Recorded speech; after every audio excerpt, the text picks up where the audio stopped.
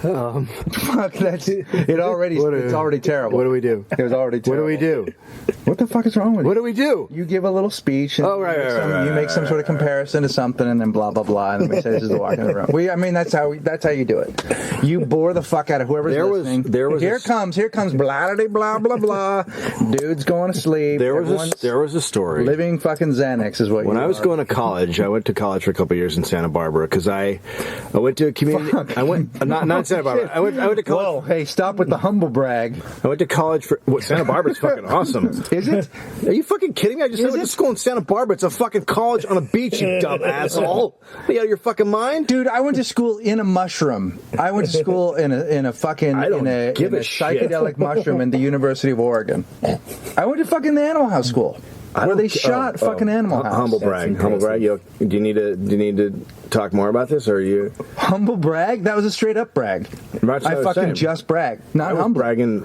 There's nothing humble about me. I was bragging about going to school. I'm fucking Ryan Gosling, and it's all happening. Does anybody like you? I mean, anywhere. Is there a person that enjoys you? Yeah, our guest. So I'm gonna get out of here. You really should have, like about 5 minutes ago. You had a moment. It is getting hot in here. I probably will take my shut the fuck up and let someone else talk. Does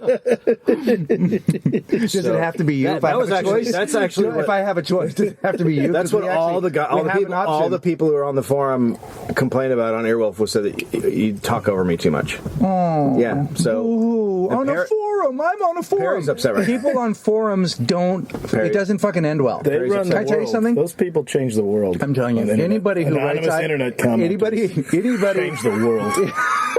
It's fucking true. Kyle Kinane is our guest. Listen to me. Wait, hold on. Let me fucking... I went to school in San Luis Obispo for 2 years. Now I went to a community college. I went away. San Luis. That's how awesome my life was that I went to a boarding community college. You did. You went out of town. That's how much I was fucking tearing it up.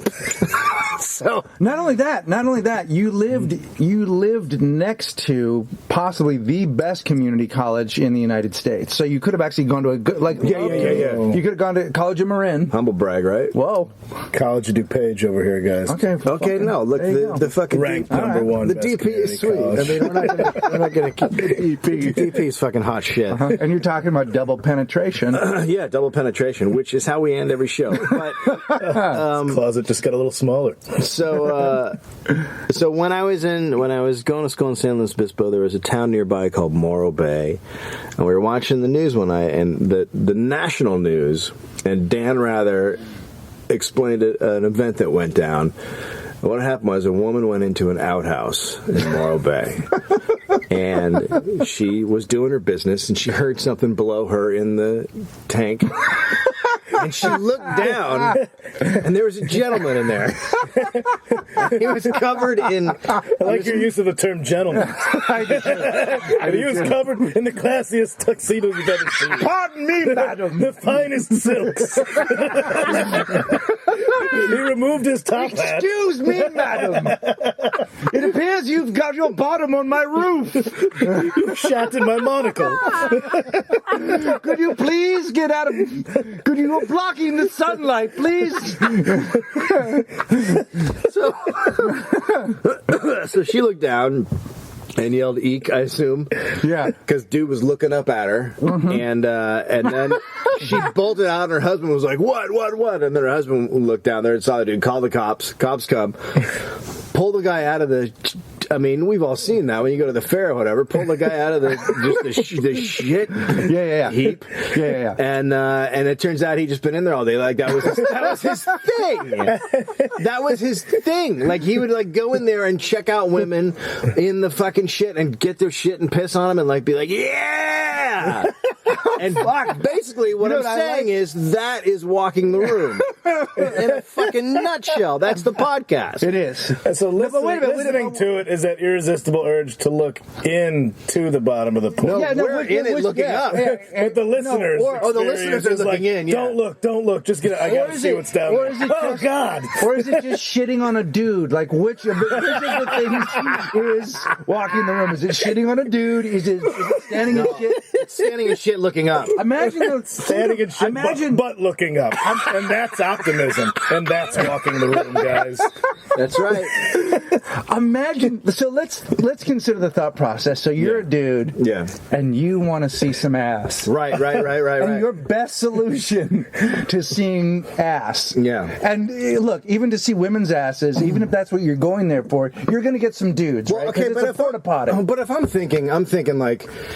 Okay, I want the easiest place to see ass, and I don't really want to work for it. The most I want to do is just jump down about 8 feet. Like that's as much as I want to go as far as energy. And you want to be somewhere that's warm. This isn't about seeing ass, though. You can just see an ass. This is definitely bigger than that.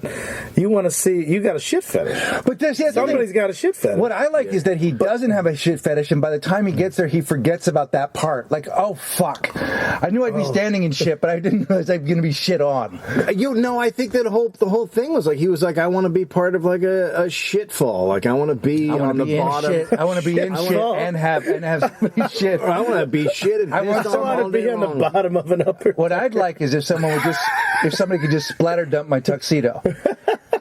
I love that he's still in a tux. Do you think he picked out an outfit like I'm not going to wear my good tennis shoes? Like I'm going to wear my mow on the lawn. I also like what he probably had. He probably had a wetsuit that was made to look like a tux. Yeah. Right? Isn't that what you do? Or a turd, or a giant turd. I just like that he had silks on. You would find his silks. Like as soon as we described him, he's got a little parasol. And he has a little feather in his hat. I like that the shit that he's standing in, the extra mile, comes up at about like mid chest, right? Mid-chest. So he's like that. He's got his arms at his side. Yeah. And he's just looking up. He's just checking it out. Right? Occasionally he wipes his nose off and then, oh, shit. Oh, I got right? shit. And every time the door opens... Here we go. After everybody, I just like that window. I just like that. He's stone cold silent, and just as you're lifting your ass, as you're done, right? No, he just goes, "Bravo, well done." Now, what if you put on 8.5? What if you put on the wetsuit tux and you hop in there, and then there's another dude there, and he's like, "Whoa, buddy, I already called this one." It's like when you're trying to catch waves at the beach, man. Exactly the same thing. Get in fucking line. You get in line. You let a bro go first. It's not a whole lot different. You're in a wetsuit. Well, this one's yours, Rick. Get in there. Dude, this is called ass surfing. This is the worst intro we've ever. No. This is still the intro. No. This isn't just the whole thing. No, I think I'm gonna. You're listening to Walking the Room now. Yeah, now it's the intro.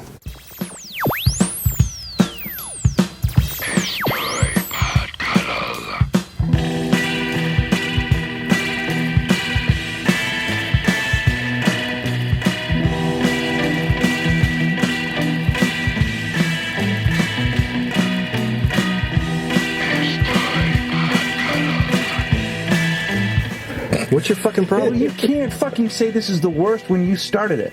This was your fucking idea. We came in here to talk about nice things, as we normally do. No, but I brought a friend. I brought a decent human being. I think there's a lot of I've seen his tweets. The shit this guy eats on a fucking Friday, Saturday night is horrifying. Repeat the fucking...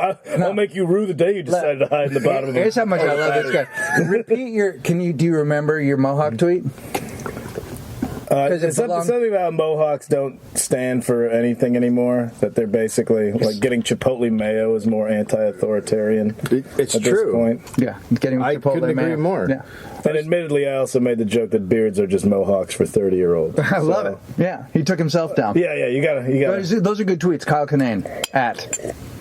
I'm just fucking recommending. I think beards are a rebellion against urban living.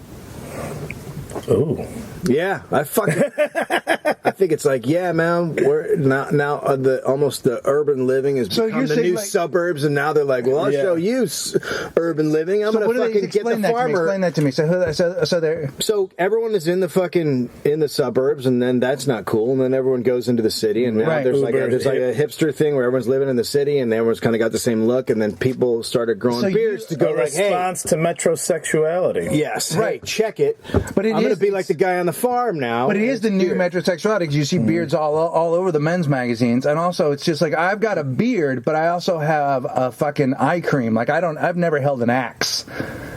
Right? I don't know what just happened. There's nacho cheese and bugs in this. Right? Well, that's not. I mean, some things that you shouldn't say. Like, that was out loud. Like you said that to people. Like this is being recorded. Mm-hmm. Do you get a lot of food in there? Do you get like? Oh, man. You do that has like chili just going down the front. You eat a lot of chili. Egg yolk is the worst because that just turns into glue. And it just becomes a part of it, right? Yeah, you got to just soak it. How do you soak your head? You just kind of look at the shower nozzle for a while and let it just.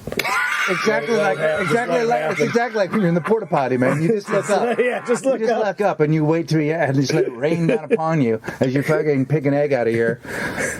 I can hide pens in there. I can keep a pen in there solid. You wouldn't know.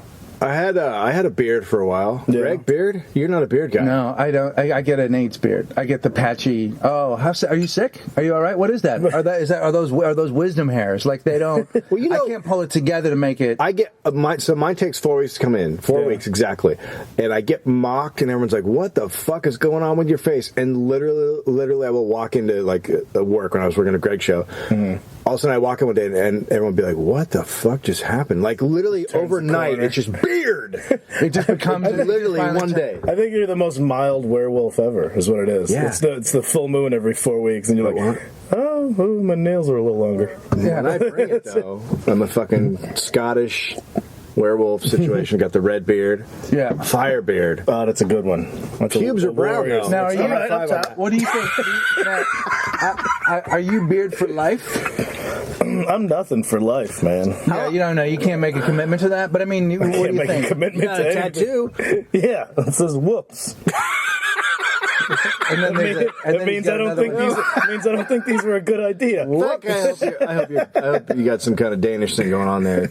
You got a windmill. Yeah, windmill. Maybe you just like those cookies. That's from my town. I grew up in a town called Addison, Illinois, and that was the windmill that was there. That's when you try and get a tattoo that means something and it's stupid. When did you get that tattoo? How old were you? Before I left in 2003. And how do you feel about it now? It's there. You got tattoos. Like you get them, you're like, they're there. They're there. Some of them you're like, that's awesome. I'm glad I still have this. Some of them you're like, that's there. Well, when I was 18, there you go. I thought that was going to be cool forever. Yeah, I got Don Knotts' face tattooed on my back. Mine are all fairly natural size. Yeah. No, I regret what I have, and it doesn't look good. But my Bon Jovi Slippery When Wet tattoo, I tried to take off with a carrot peeler. That thing it's all a mess. I tried, and it was on my back, and it was the big Slippery When Wet, and then I had like the silhouette of all the guys, and I got most of the guitar player. What's his name? The one that was married to Heather Locklear. I got most of Sambora. Sambora's mostly off. Yeah. I bled a lot during that, but I couldn't get Cher. He was married to Cher too, right? He did a lot of fucking dating. A lot of weird dating. We did that weird dating where you date the weird. Why don't you start fingering Cher? You're in for a while. With a guy like that, that's not your beard. You know what else he dated? Oh yeah, well, I'm dating Cher. You know what fucking weird? Sure you are. He also dated what's her name? He also dated Charlie Sheen's wife. Was his wife at the time? Must have been awkward. Yeah. Denise Richards? Denise Richards. But that just means that like those women were whispering, passing him around. Like they were like, I know, just do Sambora for a bit. Maybe it's tasty. It's tasty. Maybe he's got a big one. Like maybe he's got a spade. When he said on the Steel Horse I Ride, and he wrote the song. He was fucking not kidding around. Yeah, they wrote a Steel Horse. It was originally on the fucking Hot Cock I Ride. We just became third graders in 1987. Whatever. I don't give a shit. I'll ride your Steel Horse, bitch. I will ride it though. Say something. I'd love to fucking ride a Steel Horse right through your fucking chest. I would.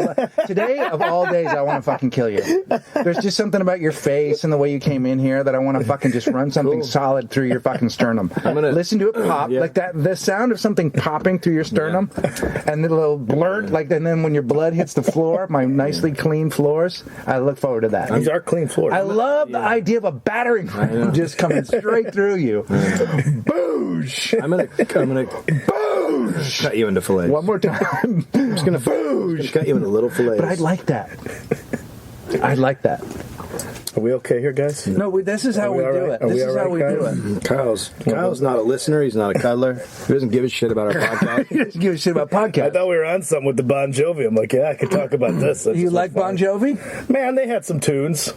They did all right. And that's what Amir. No, okay, Amir and I were talking about metal. Raise your hands. Raise your hands. That's a great tune. What about Runaway? The older sometimes, like someone that people thought they started getting cheesy. You know what's underrated? Okay, so what's the first? Slave to the Grind, Skid Row. That's a great record. Slave to the Grind's a great record. Mm-hmm. Don't fucking. Holy shit. You you can't seriousness with which he said it. He was so fucking. He was right. It was like a gentleman scholar at Oxford discussing Dickens. Like he fucking went like. Let me tell you something. I did. Take a listen. Listen, I did. Take a listen. I did a radio event. I performed at there was some radio station event for ABC Radio. Some people call and it was shows, Good Charlotte. It was a Good Charlotte brother. Well, no, but it wasn't. It wasn't a show. It was like an event. I mean, performed at a radio like, exploration of the stage. No, here's the thing. Yes, but here's why it wasn't a show. So you were at the radio carnival. Kind of. Let me tell you how it went. So, because it was one of those things. I'll tell you why it wasn't a show, because this wouldn't happen in a show. So, Good Charlotte brothers go up and do 2 or 3 songs. I do 45 minutes of stand-up or less, and then Sebastian Bach and his band come up and play. Oh yeah. So, fuck yeah. Good Charlotte goes up, they kill it, people like him. I go up, I do my stand-up, received well. Sebastian Bach goes up, he starts, everyone fucking leaves. Everyone. So now it's like a handful of people left, and I have such fucking, I'm codependent, and I feel bad, so I walk towards the stage. There's room. So I wander up towards the stage. Is he playing Skid Row tunes? He's doing both. Okay. He's doing new stuff, but he's mostly doing Skid Row tunes. Okay. And he's in the middle of I'll Remember You. And he does that long trill, and then he stops, and I shit you not, I'm like one of the only people there. He turns, he goes, I fucking know you, man. And then, boom, right back into the song as though nothing had ever happened. Like he just spied me. I don't know in what context. We didn't seal the deal afterwards. I had to leave after that. It was too weird. But I also I will say, everybody walked out. He didn't stop performing as though... Still put on a show. Well, he was nonstop. He was used to it, probably. But I mean... It could have been, this is how it goes. Yeah, people walk out now. I'm the walkout guy. That motherfucker from the Kings of Leon gets some bird shit in his hair, and he fucking cancels a tour. His mouth. Who gives a shit? He didn't cancel the Rock tour. on. He just no, they just playing. fucking know. They just bird know shit on him? that I think happened. It's really fucking funny. But that happened. But then that's what rock and roll is now. Bird shit on him. People used to get electrocuted and he was playing, and he was like looked up, and there were birds, and one shit because they were like on the wires, and one shit in his mouth. And then he ran off, and then they all got into a fight, and they got off stage, and then the band got in a fight because he was drunk all the time, and then they but like a month ago, he just goes, "Hey, I'm gonna go backstage and throw up, and then have some beers," and then he walked off stage, and they canceled that tour. Yeah, because he's a fucking drunk. He's a cunt. He's a drunk. He's a drunk cunt. He's a drunk. He's a cunt. Aren't you supposed to have some sort of sensitivity? Are you supposed to have some sort of sensitivity for the people with the abuse problems? I just want to see that backstage. Why? Because guys, a bird shit in my mouth. No, it's like you can get a fucking disease from that. What? Because he's still got it in there. Spit it out. And here's what I imagine: 3 dudes staring at him, going, "Yeah, we're in a rock and roll band, so why don't we go back out and play the fucking show?" People used to spit in people's mouths in fucking England. Why don't we go? The Davies brothers, some kinks, used to brawl on stage. Brawl. So don't worry about the bird shit. But this tastes yucky. It's poo-poo. I mean, you've put that mouth out. You know what, though? I kind of love it. What? A fucking guy who's such a bitch. Yeah. That he fucking walks off stage because of bird shit. Come on, that is fucking hilarious. You don't want that reputation following you around as a fucking rock band. Well, you want to laugh if it happens. You ever have bird shit on you? It's kind of like the most hilariously sad thing. Yeah, it's just... And then people made up, it's good luck. Yeah. Well, fuck it is. It's not good luck. Who the fuck says it's good luck? Who buys that? It wasn't good luck for all the people that came to see that. Hey, buddy, it's good luck. Fuck you. To your earlier question, should I have sympathy for him because he's an alcoholic? If he decides he's an alcoholic and he wants help, absolutely. But I'm a fucking fan of music and performance, and I'm fucking not happy about it. So fuck that. Fuck that. Wow. Right? Shit got weird, right? It always gets weird. Shit got a little bit weird. Don't you think? He's not used to this. He's from the Windy City. They don't talk like that there. No, they don't. I'm just I think it's funny. I think that But that's not going to be your rock bottom as an alcoholic when a bird shits in your mouth. You go to see Kinane. That's not going to be like, I got to clean my act up. Birds are shitting in my mouth. You go to see... I must be a real mess. That's not going to put you over the edge. No, because you can't even... It's not like that happened because he's drunk. No, Right. That's right. Unless he was like under the birds, like getting under the bird's ass, like This is going right back to the beginning, wearing a tuxedo, going, "Hey man, it's just my thing." What if he was I like birds shitting on me? What if he was looking at the bird, going, "I know tequila comes out of them." So it could have been the fucking booze. I'm in awe of your skill of Yeah. Jesus Christ. Kyle Kinane will be on at the Starfish Circus, by the way. September 26th. September 26th at Largo. I will get a ticket soon. Maybe Patton as well. Fuck. That guy blows like a wind, man. The little That fucker, motherfucker You couldn't even let my name hang out there for 30 seconds. Like That's what I was going to say. That's what I was going to say. You couldn't even give it that long? I'm trying to get people to come. I'm going to let a bird shit in my mouth, guys. And I'm going to finish my set. You're doing stand up. You do festivals. You do stand up at a festival with bird shits in your mouth. What do you do? Spit it on the audience, man. Right. And then Right on, Gallagher. I don't know. It's different for a rock band. Rock bands are fucking idiots, and a lot of them are drunks, and they've always done stupid fucking shit.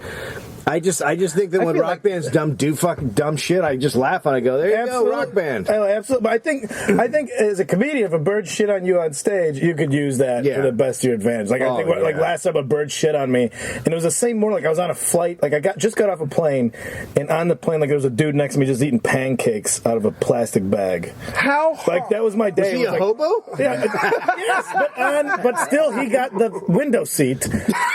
And like I woke up on this plane and this guy eating pancakes out of a plastic. There's a Ziploc bag, just pancakes randomly, and then a bird shit on me in the same day, and I'm like, this. I could only what if I wasn't a comedian and I couldn't process this? Yeah. Like now I feel like it's like these are supposed to happen to me. Yeah. Like there's signs from Christ if I was a God-fearing man. But it's because I'm a comedian. That's why birds shit on you and people eat. But if you're a rock band, like I'm the smoothest, most hottest rock and roll guitars. You're just like, my sweet leather vest. You know, right? How hard Your whole image is ruined. would it have been for him to just turn to the crowd and go, "Wow, he must have heard the new demos," right? And fucking move on, make a joke out of it. Because he's not a Crazy guy in a band. He's not crazy. He's an idiot. Aren't they He's a pussy. He's a fucking pussy. I don't know a lot about them. They're kind of like they got a bad attitude. They have a little bit, but not a good bad attitude. I've always liked them. I know people it's cool to hate them now, but I don't hate them. I don't hate the music. I mean, I was never in love with them though. Sex on Fire. I've always been a huge fan. Sex on Fire. They came up with that lyric, and I was like, "Well, that's a fucking." You come up with the lyric "Sex on Fire," you fucking won at rock and roll.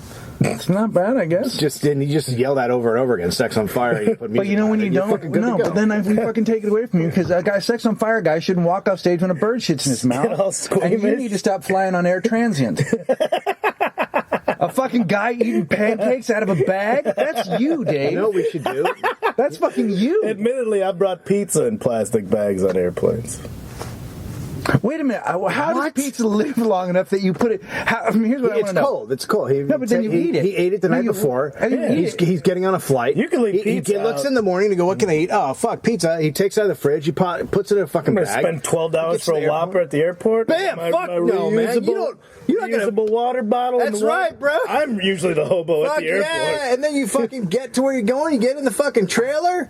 It's all good. There's just something. Other than a sandwich, when you pull anything else out, when you pull a pancake out of a fucking sandwich bag, pancake's not a hand food. That's what it is. That's not pizza's a hand food. Love it. Pancake's a fork and knife food. Was there syrup in the bag? No, they were dry. Oh, dry. If there was syrup, it would have been more acceptable. Was he American or was he like some sort of Pancake Nation country guy? Like there are pancake countries where they're like, "Oh, I'm gonna roll it up and put it on my hand." Like for dinner, for breakfast, sometimes late night snacks. Yeah.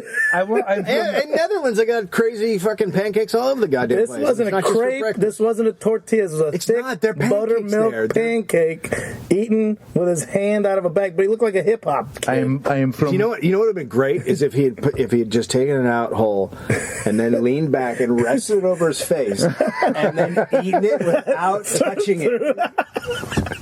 He'd be a fucking hero right now. A fucking pancake hero. Legend. What if he took it out?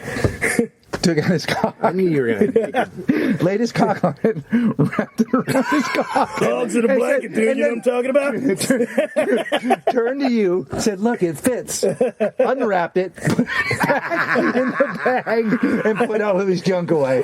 Right?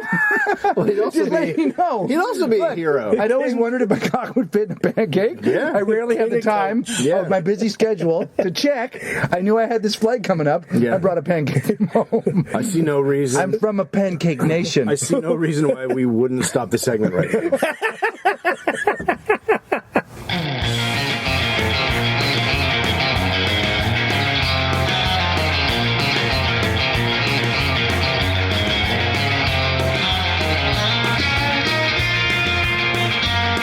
Welcome back to Walking the Room. Yeah!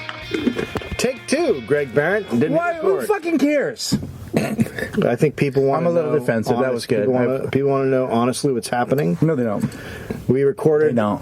what Kyle immediately said. That was the greatest 1 minute of comedy I've ever heard. It's sad that that's not captured. And now it's gone. It's I know. into the ether. Let's not try and get it back. Let's live in a new moment.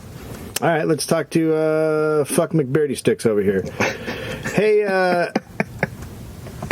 what Was my first name in that just fuck? Like, really? Yeah, your first name is Fuck, and your middle name is Mick, and your last name is Beardy Sticks. What the fuck? Fuck McBeardy Sticks? Fuck McBeardy Sticks. Hey, Fuck. My kid's name is Fuck Jackson. I named my kid Fuck. What are you gonna do about it? I don't want to do anything about it. He's not my kid. What the fuck? Fuck. Huh? Fuck. You opened for Marin like a year and a half ago? Yeah. Yes. Mark Maron. Mark Maron. From podcasting. Not Larry Marin. I opened for Larry Maron. He fucking sucks, dude. He's terrible. From podcasting. Mm-hmm. I think it was. He has a podcast called What the Heck. And he interviews middles and openers.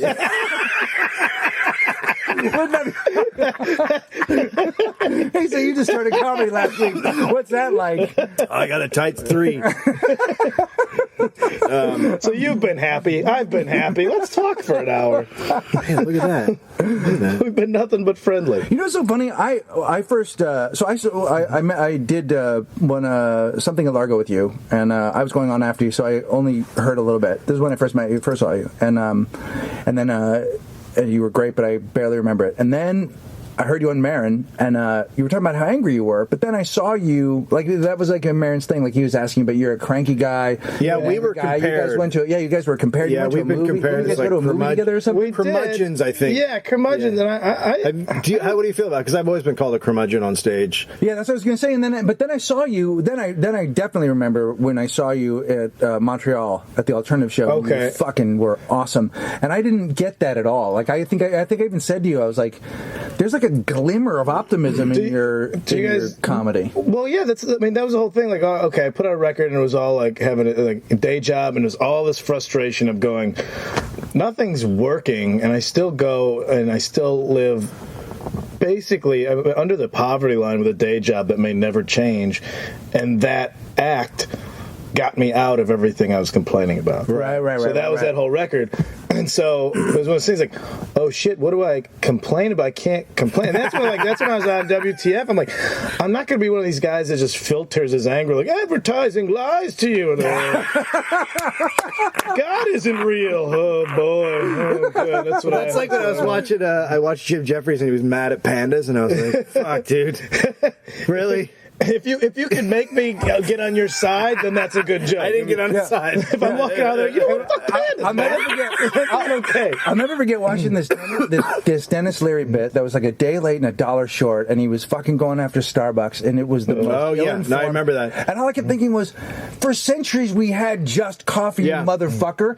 Every place you walked into, that's like walking into a fucking furniture store going, what's with all the fucking chairs? Do you want to know about that exact bit you're talking about? Yeah. I was living in New York. I had a roommate who was not a comedian at all. He loved Dennis Leary, and I kept going, not that great of a stand-up, I got to be honest. And we went back and forth, and I go, okay, Dennis Leary is filming a special. I can get tickets, because I know people. So he goes, yeah, okay, let's go. So we go, and we watched, 8 minutes of it, and then he does the Starbucks bit, and my roommate turns to me and goes, "Okay, we can go." It was just this. Even the ad for his last special that came out was him bitching about guys that wear like winter wool hats in the summer. You've never not been in a leather. You're physically sweating through a leather jacket as you do this joke. Yeah, right. He has the persona. He doesn't know how to evolve as a stand-up because he probably doesn't do it that much. So he's just desperately trying to find something. It's like pandas. But who's mad at pandas? Are we angry about this? But that's an observation from fucking 1993. We all wore wool hats in the early 90s because it was cold, and we fucking wore long johns. And that was the Ice Age. We all were on heroin, so you get cold when you're all on junk and shit. You get very shaky. Yeah, you're fucking shaky. You're waiting for your fucking fix. You just want to fucking put on a fingerless glove and some Alice in Chains at the same time. It worked out for you. But it's that thing of like anger can be really transparent if it's not real. But that was like the best challenge. Like, oh, try and write comedy about stuff that you like, and try and write not like that was it. Like, okay, I bitched about a day job, and by bitching about my day job on an album, I don't have to have a day job anymore. Oh shit, my dreams are coming true. This is the worst thing that could happen in comedy. Like this is the end of it. Now I'm walking around going, like all the times, like if I would stay home sick from work and I lived in Los Feliz and I'd drive down Vermont and see somebody, like who the fuck gets to sit in front of Fred 62 at 1:30 in the afternoon just like, maybe I'll just have some coffee and type on a laptop. I'm like, what do you do to do that? How do you do that? And now I'm that guy like, look at these suckers going to work. And I'm like, no. Always remember that's where you came from, and you can very, very easily slip back into having to do that. Anytime. And also, don't write about a fake place. Like, man, it's still like talking about a day job because I don't have one. Yeah. I can sit there and complain about how being in a hotel is, lonely. Like how your dreams coming true is still kind of shitty sometimes. You're like, oh, I'm just in a hotel 3 weeks out of a year, just naked, rubbing my dick on things. Which actually was somewhat a very good Chris Hardwick. Which things? Everything. Chris Hardwick sums it up in a much better bit. But I think. But you're just like this, like, oh, this is it. I'm a comedian now. I was like, oh, I'm just in a weird place every day, left to my own devices. This having a day job kept me out of trouble. Like, no, you have to go to bed at this time so you can get to this time. So you know exactly how much money you're getting each week. Yeah. So you can spend, as opposed to now, it's like, oh, they gave me how much for what? I want a BMX bike and tattoos. And next month, like, you might have to get another roommate because you're sleeping next to a BMX bike, you dumb asshole. So there's some, but writing comedy about what I like and like more to praise something is like one of the hardest things. Well, you're a good storyteller. The thing about shitting in that bathroom in Chicago, that bit is fantastic. Yeah, that's not angry. It's just like a story. I got not forced, but that's this whole like everybody's calling me a storyteller, which is flattering beyond belief. But it's only because I just started headlining a year and a half ago, and I skipped traveling. I was just in town.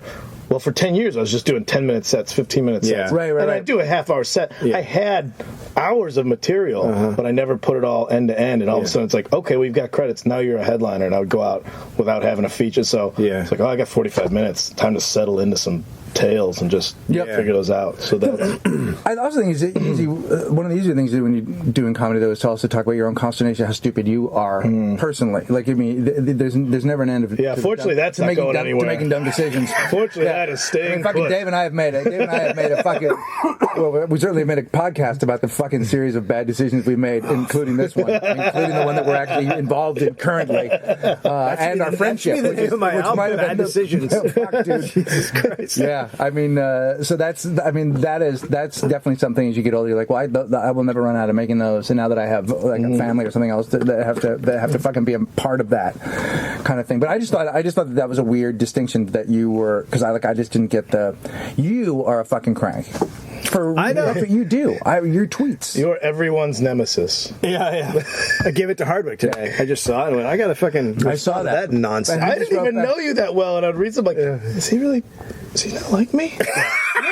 David, I mean, I know I met him like once or twice, but this is really mean. you know, my job in life has been since we started this podcast. Ow, Dave! Ow! My job in show business is we started this fucking podcast, partly during our friendship, but mostly doing this podcast, is to field everybody's. What is this? What Dave says? What is that? I get fucking tweets from people I don't know. Is he fucking really mad at me or no? I know he doesn't. You have to read that differently. The weird thing is that you're also like Kinane. Like I hang out with you, I'm like he's not fucking. He's a nice, funny guy, but it's a bit of a front. Yeah. Oh, for sure. But it definitely like, especially in writing, it fucking reads like whoa. You know, people give it their own interpretation. Well, and you just click it right off, and then it exists for all these people. Hardwich said today, "Is anyone interested in getting into Doctor Who?" And you just wrote back, "No." No, he wrote, "Is anyone interested in getting Doctor Who? Because here's this, and you should check out this." And I took off that part, and I just wrote, "No."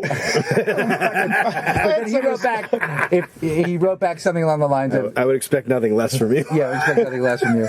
Yeah, no, he wrote back, I think I'd be worried about you if you responded otherwise.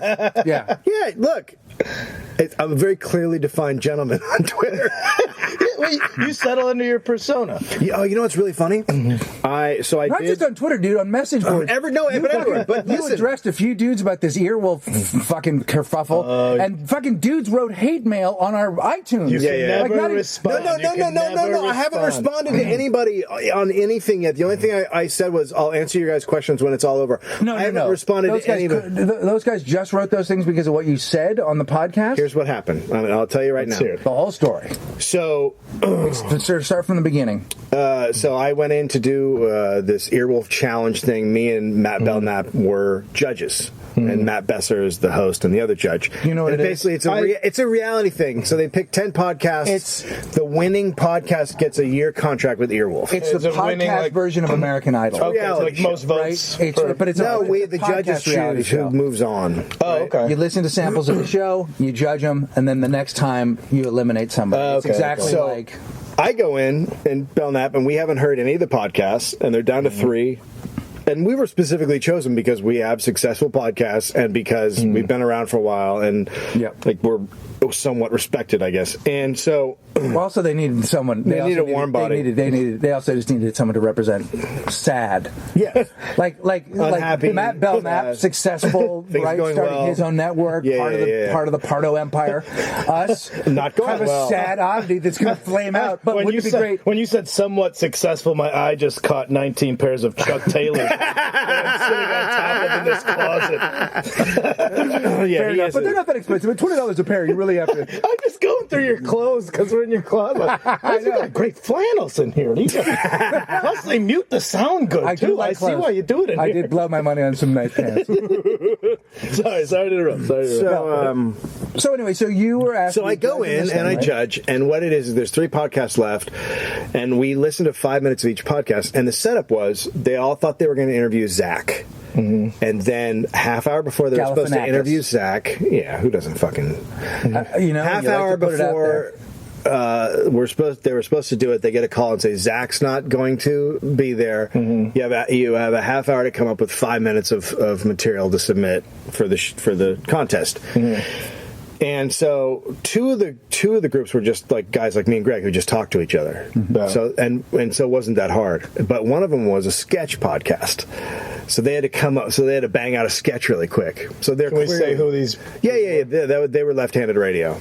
Okay, it's their podcast, and the other one, the Little Dum Dum, are a couple Australian guys, and the other one was Always Lame, I think, or something like that. Oh, totally Elizabeth Lame. Totally Lame. Yeah. They're nice folks. So those two, the talky ones, did fine. And the sketch one just kind of clunked, like it didn't work, and for obvious reasons. Yeah. So after theirs ended, Matt goes, "So what do you think?" And I go, "Bullshit." That's what you say right now, right? Clearly it was a joke. Yeah. But all of the listeners who love those guys thought it was real. and we're all going fucking crazy, like, how dare he fucking say bullshit? And I didn't respond to it, but my response is, it's a fucking comedy podcast, you dumbasses. Like, they're just so fucking, they're just being retarded. So I just was reading there, and they were like, let's go leave bad reviews on there. We'll show them what a judging someone is. And I'm like, oh, fucking, I mean, I haven't said anything, but it was just like watching these guys spin out, and it's like watching guys go crazy together, and like, who gives a shit? I was honest, the sketch didn't work. I talked to the guys turned out to be fans of our podcasts, and I think which made it hard. Podcast. So the whole point of our segment the last time was to talk about how we don't judging shit just sucks, and we were talking about that whole thing of like, why would we judge something that we were admittedly bad at, that we're still bad at, that we're just fucking doing because we want judging it as a joke. You're judging jokes as a joke because we're also doing something like this is just the thing that's great about podcasting is you don't have to ask anyone if you can podcast. It's weird to ask someone to podcast and you're like, just fucking make a podcast and put it out there and the fucking world will decide. And so so we were talking about how it feels odd to judge and how you felt bad about it. You didn't like the idea at the beginning because you didn't quite understand what it was, but you were trying to play along.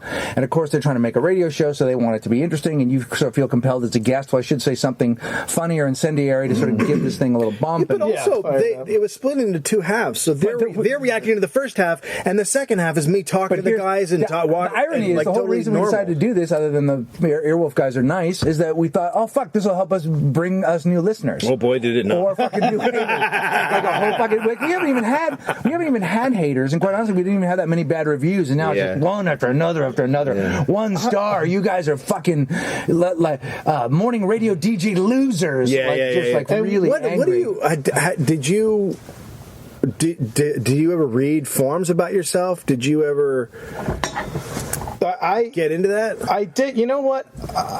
I feel like the backlash is just about to begin. Really? Because it was nothing but... I think you got a while. I think it was nothing but little underdog. Like, this guy, I know how I'm perceived, that I know what I put out there.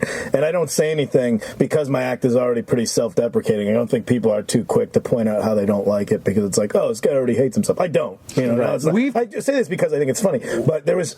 I did an Onion interview, and some guy posted like 4 times in a row. And I don't even like talk, because like, it's just...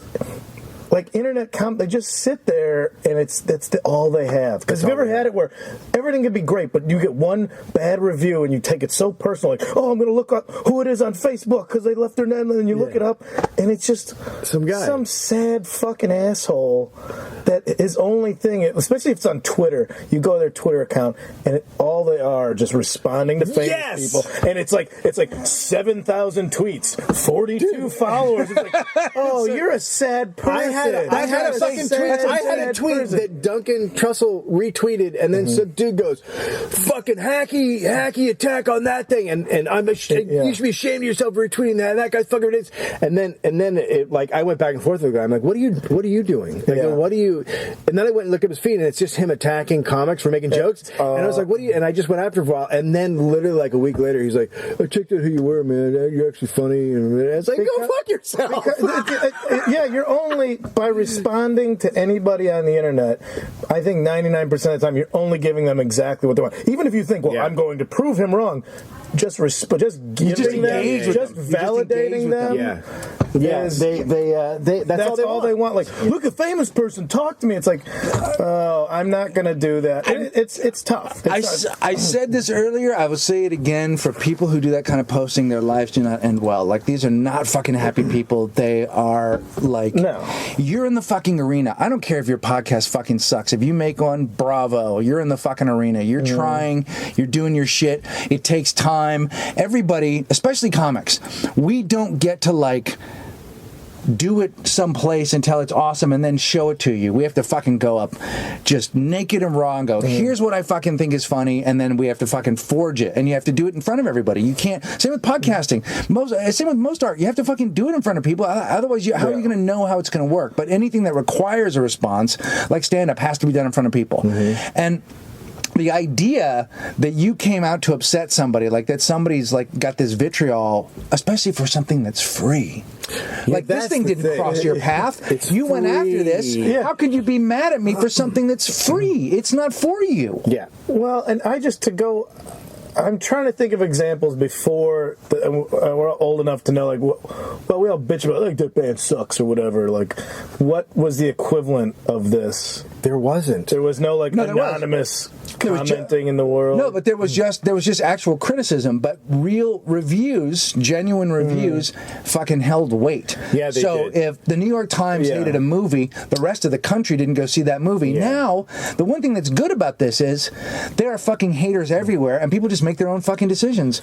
Now they fucking watch shit on Netflix. Now they just go to movies. They'll maybe go get the aggregate from Rotten Tomatoes, but for the most part, people just check you out. Like, they either check it out and they like it or not, and it's just the people who have nothing better to do with their time that are like, that's how I've got to write about this. I've never. You're making your office day better. Yeah, and that's how I fell in love with Medea. Like, I didn't listen to the criticisms and the mocking. I just went. I have one. Tyler Perry. Hey man, when he puts on a dress and a wig and glasses, does something to my soul. Join me. Tickles me. Join me. Tickles Ready? me inside. Join me. Ready? Yeah. 1, 2, 3. Hallelujah. Hallelujah. Yeah. Hallelujah. Yeah. Hallelujah. We'll be right back. We'll be right back. Hallelujah.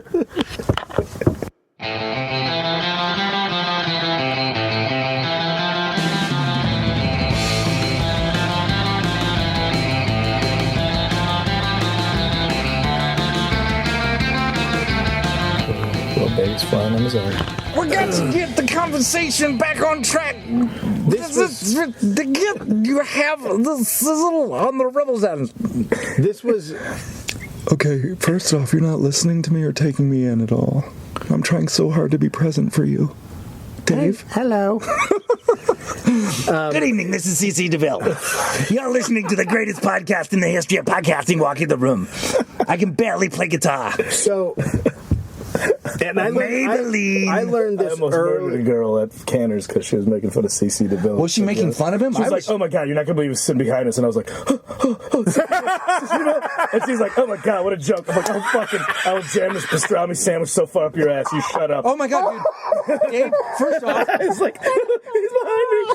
First off, anybody thinks I'm mocking, that is what I was doing is called a tribute. No. Number 2, Dave and I fucking interviewed him when we had our internet radio show. It seems like he is. He gave us his whole fucking day. He couldn't have been nicer. He had great fucking stories. He's smarter than you think he is. Yeah. He talked about how he thought Poison was supposed to be. He was like the smart guy in the band. He was like, and got kicked out because he didn't understand what happened. He literally said, I thought this was supposed to be like the Hanoi Rocks. I thought it was supposed to be like, the New York Dolls. And then they got all serious. And he goes, like, they're listening to Skinner. And I couldn't play guitar. And he goes, I thought it was supposed to be fun. So I started doing blow.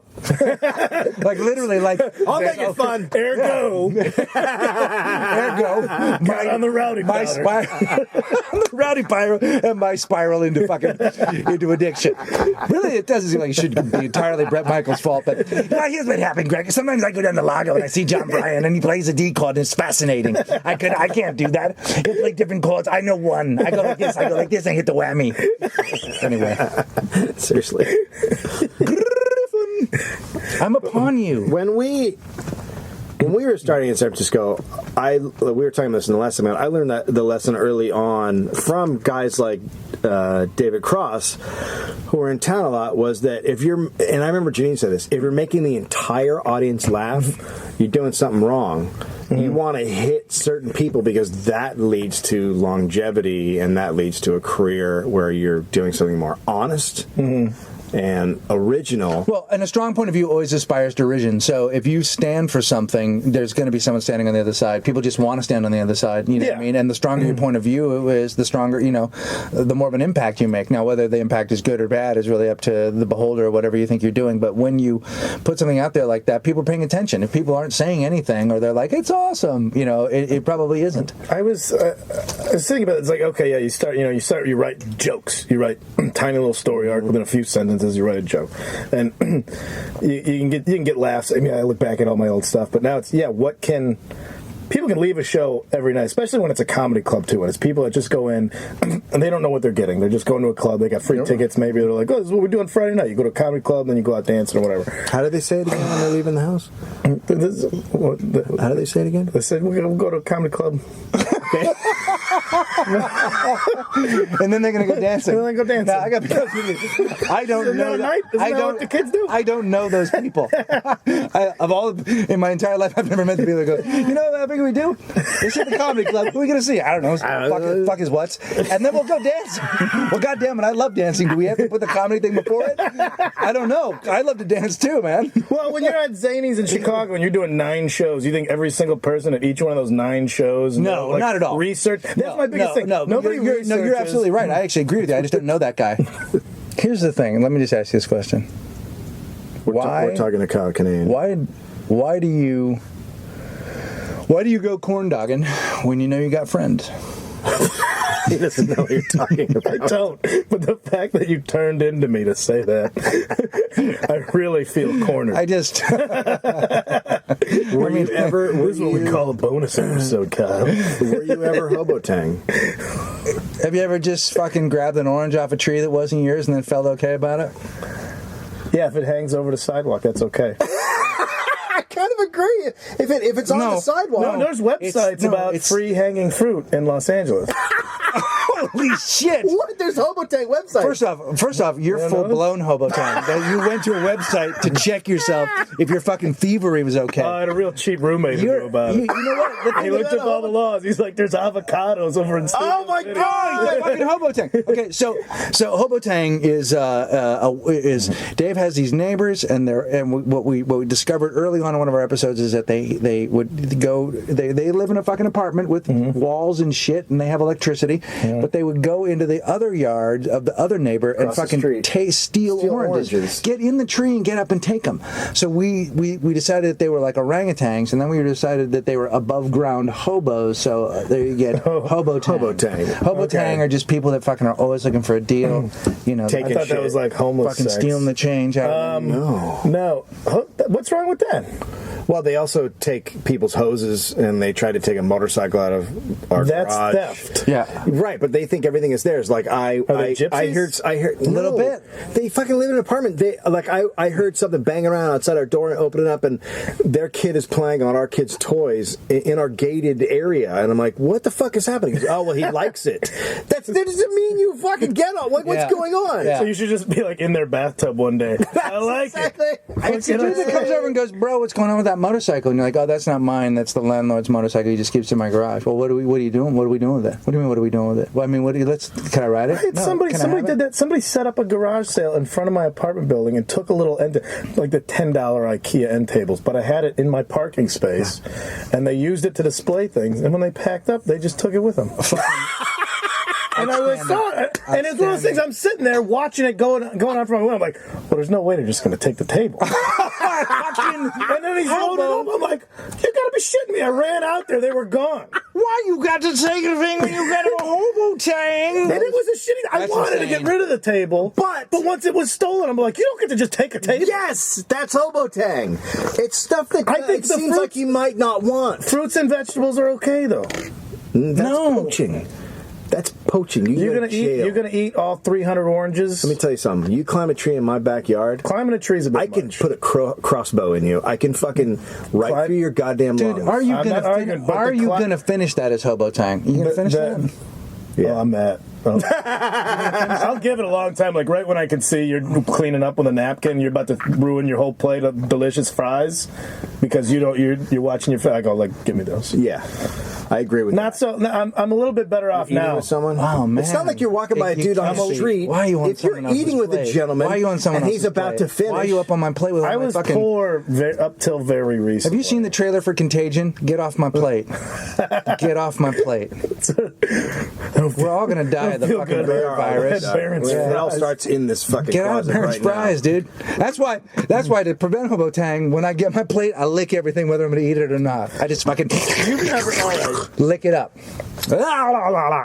I've licked every fucking shoe. I've licked every shoe in here. That's what I do with pussy, bro. Get it up. Put it up. I love it. Show me the pink, bro. Hey, You never done hallway leftovers from room service? Coming home drunk in a hotel? No! What if Jesus, there could be cum on those. Oh my God! There could be guys just ketchup. There could be a guy who has a fetish to make pornos in hotel go into hotel rooms and rub his ass on pork and then put it outside. You don't know what's going on. That guy's my uncle. What's going on in the kitchen? What is the difference? Oh my God! I will say though, health inspection. I will say when I waited tables, it breaks my heart. when I waited tables, I would pick off people's food as I took their plate back. If I looked at their food and I realized I hadn't been picked on, and I was also a fucking drunk. So I mean, drunk. Now we're talking in my wheelhouse. How about it, baby? Did you do blow in the well? By the way, you know what we got to do is we got to plan a drunk tweet off where one night you're drunk and I'm drunk and then we just have a tweet off. Yeah, right. Do it. A mutual spiral downward, like a DNA strand. Oh my God! Double helix of just near barf. That'd be good, right? I'm gonna live. You guys should say we're gonna live tweet our downfall tonight. Live tweet. Holy shit! I'm getting in the car. Don't get in the car. I'm going over to Kyle's. We'll just have a stunt dinner. Find the oldest thing in your kitchen.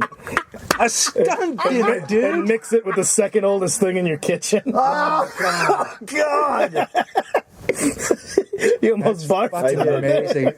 By the way, my son, my wife was trying to teach him how to say puppy last night, and he said pussy. And so now he thinks puppy is pussy. And so he's just running around. Pussy. Don't correct pussy. No, I'm not going to correct him. That's awesome. I want to take him to the fucking park and just walk around the ladies. Retain that for life. Yeah. Can I play with your buddy, pussy? You want to pet that pussy over pussy there? you have. What is that? What breed is your pussy? What the fuck does that mean? What breed is that? Is that an African pussy? What are you talking I want to about? put your pussy on a leash and walk it around a little bit. Oh my God, that is the nicest Dalmatian pussy I've ever seen. The nicest Dalmatian pussy. Oh, wouldn't that be nice? Is that a long hair pussy? You like black and white, right? You don't got gray. Oh, look at your little pussy. You know how you do it. Look at your pussy wagon. Why you got to do that? We were going to talk to you about a heckler situation. Oh, okay. Yes, the Tourette. We started it last time. So you went to San Francisco with Mark Maron of What the Fuck. And his podcast, this was like, I think a podcast wasn't quite like, he didn't have Buzz Aldrin or whoever's on there these days. Who's on there now? He's got Jimmy Carter coming through there. Headliner. Wouldn't it be great though? Fucking Aldrin's on there. He's like, so do you think that whole rocket ship thing was like about your dad? Because I know with my dad, like I was always trying to get in that rocket ship. About trying to, because you know what? You know who wasn't on the moon? Your fucking dad. Yeah. No. You know who's not up there when you get up there? Your dad. No, he's still there. right fucking here, bro. Bring it in. Bring it in. You're up there on the moon going, Dad, I'm here, I'm finally here. Maybe that's where the cigarettes were he went out to buy, huh? Holy shit. What if you got to the moon and your dad was on a rock just having a smoke going, I fucking went for some smokes, man. Back up, you little bitch. Tell you where. Fuck. Can a guy have a cigarette? I thought you'd do more than just come to the moon. Also, you should be pretty amazed I'm smoking in zero oxygen. And I'm wearing short pants. You're wearing short pants? That's how Daddy does it. So you're opening for Marin. I went, it was at Purple Onion, so I made the first mistake. Mistakes were made on my part. I went to House of Nanking across the street. Oh, yeah. And ate my weight. Too much. Yeah. Way too much. So, you let him order for you? I just kind of just plates and plates. And one of those things where like, oh, you have to be on in 10 minutes. Yeah. So, worst mistake ever is just eat a huge meal and then have to be the first guy up at a show. Yeah, it's not good. And just got on, and it wasn't my best set. I don't think it was terrible, but I had a hard time getting under it. Mm-hmm. And there's some rumbling. Purple Onion's small place, but they were like the WTF, the diehard fans, and guys that really are into his A lot of baked goods. lifestyle. A lot of baked goods. Yeah, like they have the people in question actually brought baked goods with like his face on like candy things on cupcakes. Right. Yeah. But so I hear this, it's like this mumbling, and I'm like, okay. And then I hear this guy, he goes, you bore me. Bring on Marin. Suck my face. So the first two parts were like, oh, this is an unhappy audience member. But then the third one was just like, oh, wait a minute. Suck my face. Yeah, like suck my face. That's not like, normal. is this guy actually just hilarious right now? Oh my God. Right? But it was kind of like, and I looked, I'm like, what did you say? Like, I didn't even have a comeback. I was like, I just wanted to clarify. Genius. And the guy next to him, older man, the guy had to be a relative or something, looked at me and he was like, you're an ace? Like, covering for the guy, as far as what he would have said.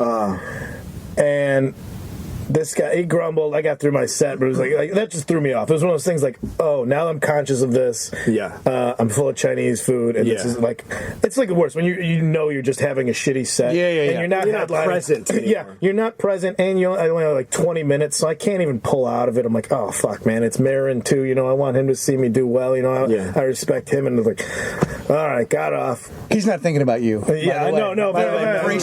Pre-show, he's not paying any attention. But they also have like a bunch of friends there too. Like, there's nothing worse than like just being shitty in front. Yeah, of course. Yeah, and it's always the worst experience when all your friends come out to see you. I have great shows that nobody ever sees. But suck my face thing, and there's some other kind of grumbling, like, and people came by and talked to him. I get off stage, and Marin's on there, and I'm just defeated. I'm like, like any one bad set, I'm like, I quit comedy. I'm not good at this. I should have known how to deal with that. Blah, blah, blah.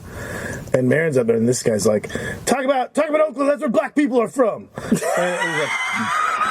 And it was still like, it was hanging on to enough of like, maybe he's just a drunk guy that's kind of funny. He's not wrong though. Which is why it was always on the border of this. Yeah. How do you deal with somebody that's not mentally stable? Yes, right. And that's not even the second time I got heckled by dudes like some club in Sacramento, where these two dudes came in with not matching, but complimenting Hard Rock Cafe shirts. Oh, yeah. Like, they had just come from there like, you get this one, I'll get this one. Oh! No. And I thought they were Russian, because I couldn't understand the way the one guy was talking. Uh-oh. And so I was like calling him comrade, and they were nice, and the guy, they finally escorted him out. The guy who sat them in the front row, he's like, oh yeah, they were wasted when they came in. I think the one of them's retarded. I'm like, and you put them in the front row of your club. Yeah, dude. That'd be fucking dude. Mentally challenged person in the front row of your club. I have a fucking Sacramento punchline. This wasn't punchline. This was a laughs incredibly limited. I'm limited to only the retarded. It says limited to only the retarded and drunk. I'm at the Sacramento Punchline with Jake Johansson, because I used to open for Jake a lot, and I had a joke that he loved, and it was about what's eating Gilbert Grape, and the fact that does he play a mentally retarded guy in the movie? I don't remember, but Leo DiCaprio. Yeah, Leo DiCaprio, and so I guess that there were a lot of people upset that they didn't cast handicapped guy, and so I had this joke where they were protesting and blah blah blah. Unfortunately, they just wrote it in red crayon on a brick and threw it through a window. And I start doing the joke, which Jake always asked me to do, and I look back and he's waving his arms in the back like no. And I'm like halfway through it. I'm like, here we go. Oh fuck! The roller coaster ran out of track. And I do the joke, and the left side of the room laughs, and the right side of the room is quiet. Like, okay, that's weird. And then I'm going through my act, and I had another bit about Leno, and then I start talking about someone over on the right goes, Letterman! And I go, shut up, retard! Right? Oh, and then it's just fucking death. And it's just death. And then I get off stage, and I'm walking towards the back, and this woman stomps over to me, and she goes, just lays into me. That is not cool. We have a group of mentally handicapped people. This is their big night out.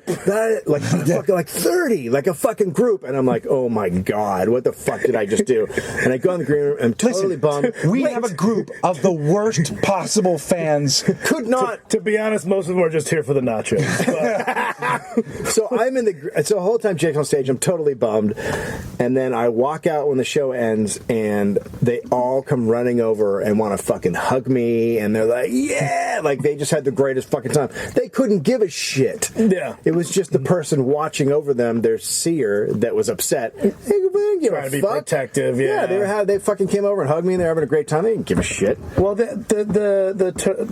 I'm saying Tourette's, I don't know, but this guy, like, eventually security came down during Marin. Purple Onion's a tiny place. Yes, and teeny. He just went, he was like, don't fucking didn't touch me. Like, it turned into this, like, kind of like they had to, like, subdue him, and he just ran up the stairs to the kitchen. But the guy and the woman that were with him just grabbed his coat quietly and kind of like, oh, this guy, like, he's either their son or a friend or relative. Like, he wants to come out. He loves Mark Maron. We know this is how these nights end. That's why we brought a dozen cupcakes for you. Kind of like, and we know we're leaving. So he ran up the stairs. Security went after him, and they were just here's the thing, everybody. And here's the inevitable part of our night. To get him out, I have to lay the cupcakes from the kitchen out to the car. So if everyone can give me a few minutes, I need to make a trail out to the car. Well, that kind of treats is the worst. When I was living in New York, I was a caterer, and we catered a wedding, and me and this other guy were at the bar in the very back.